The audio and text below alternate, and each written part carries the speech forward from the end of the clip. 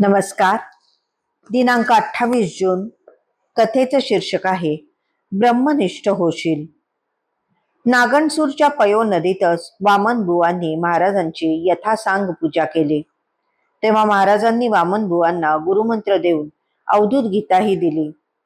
वामनबुवांनी आपले सामानाचे गाठोडे महाराजांना दिले.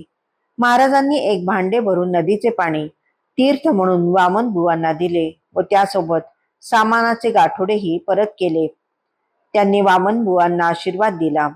ब्रह्मनिष्ठ होशील. कळी काळालाही घाबरू नकोस.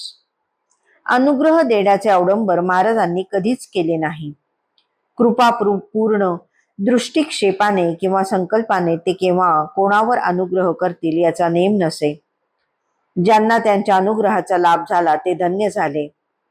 श्री स्वामी सुतांना व त्यांच्या 2 मित्रांना त्यांनी मंत्र दीक्षा दिली, ती दीक्षेचे पूर्ण सोपस्कार करूनच. हे अपवादात्मक उदाहरण झाले. दुसरे उदाहरण वामनबुवांचे. त्यांना महाराजांनी पयो नदीतच स्नान करता करता करन्यास व हृदयादी अंग न्यासासहित गुरुमंत्र दिला आणि अवधूत गीताही दिली. वामनबुवांना त्यांनी एका वेगळ्याच पद्धतीने संन्यास दीक्षा दिली असे म्हणावयास हरकत नाही.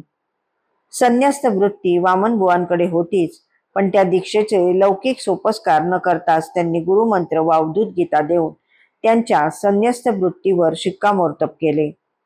वामनबुवांना ते जाणवले, म्हणून तर त्यांनी आपले सामानाचे गाठोडे महाराजांकडे सुपूर्द केले.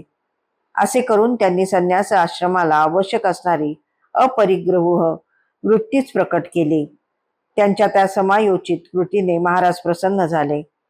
खऱ्या संन्यासाला सामान असणे नसणे सारखेच. त्यानुसार आपल्या गरजा किमान असल्याचे दाखवल्यामुळे महाराजांनी त्यांचे गाठोडे परत केले. शिवाय एका भांड्यातून नदीचे पाणी तीर्थ म्हणून दिले. त्यामुळे वामनबुवांची विरक्ती पूर्णत्वाला पोचली आणि अकाल मृत्यूहरण, सर्व व्याधी विनाशन, शरीरशुद्धी धर्मसाधन, मोक्षदायक गुरुतीर्थ असल्याचा पडताळा लगेच आला. अनुग्रह, संन्यासग्रहण, तीर्थप्राशनाने पूर्ण विरक्ती आणि त्यापाठोपाठ महाराजांनी दिलेला ब्रह्मनिष्ठ होशील हा कृपा आशीर्वाद असा चौफेर लाभ वामनबुवांना झाला.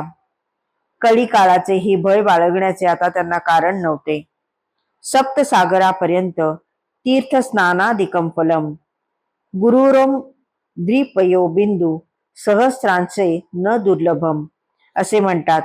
याचा भावार्थ 7 समुद्रांसह सर्व तीर्थात स्नान केल्याने सहज मिळणारे पुण्य गुरुचरण तीर्थाच्या एका बिंदूच्या सहस्रांश असते, पण ते गुरुतीर्थ मात्र दुर्लभ असते. असे दुर्लभ तीर्थ वामनबुवांना मिळाले, यावरून त्यांच्या भाग्याची कल्पना येईल.